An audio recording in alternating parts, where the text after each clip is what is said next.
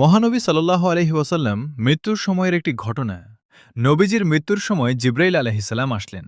এসে নবীজিকে সালাম দিলেন আর বললেন, হে আল্লাহ রসুল, আল্লাহ আপনাকে সালাম দিয়েছে আর জানতে চেয়েছে আপনি কেমন আছেন।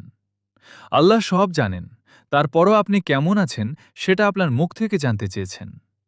নবীজি সাল্লাল্লাহু আলাইহি ওয়াসাল্লাম বললেন, আমি বড়ই কষ্টের ভিতর আছি, অসুস্থ অবস্থায় আছি। তখন জিব্রাইল আলাইহিসসালাম বললেন, ইয়া রাসূলুল্লাহ সাল্লাল্লাহু আলাইহি ওয়াসাল্লাম, আমার সাথে আজ একজন নতুন ফেরেশতা এসেছে, যে ফেরেশতা কোনো মানুষের কাছে আসার জন্য কোনোদিন অনুমতি চায় নাই আর কোনোদিন অনুমতি চাইবেও না। শুধু আপনার অনুমতি চায় আপনার কাছে আসার জন্য।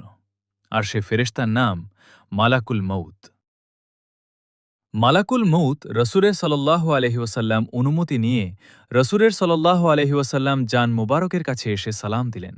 বললেন, ইয়া রাসূলুল্লাহ সাল্লাল্লাহু আলাইহি ওয়াসাল্লাম, আমি আদম আলাইহিসসালাম থেকে শুরু করে এই পর্যন্ত যত মানুষের জান কবজ করেছি আর কিয়ামত পর্যন্ত যত মানুষের জান কবজ করব, কারো কাছে অনুমতি চাইনি আর চাওয়াও আমার লাগবে না। কিন্তু আজকে আসার সময় আল্লাহ বলেছেন আমি যেন আপনার অনুমতি চাই।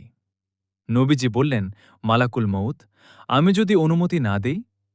মালাকুল মউত বলে, ইয়া রাসূলুল্লাহ, আল্লাহ বলেছেন যদি অনুমতি না পাও ফিরে এসো। আল্লাহু আকবার।